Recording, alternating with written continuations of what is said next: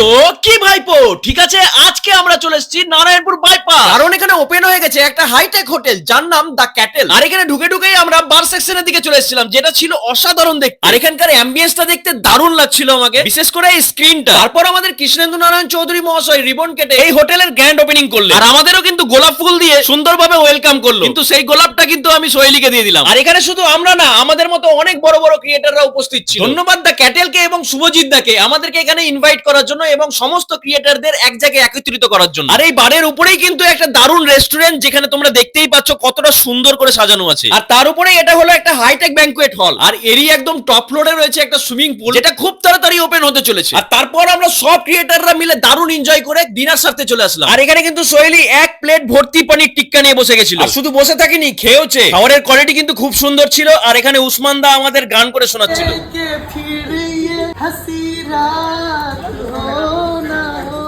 আর এই হোটেলের তোমাদেরকে ঠিকানাটা বলে দিই, NH34 Narayanpur near bypass traffic point, Malda. ভিডিওটা তোমাদের কেমন লাগলো অবশ্যই কমেন্ট করে জানিও। আজকের ভিডিওটা এই পর্যন্ত, দেখা হচ্ছে অন্য কোনো ভিডিওর সাথে, ততক্ষণের জন্য বাই বাই।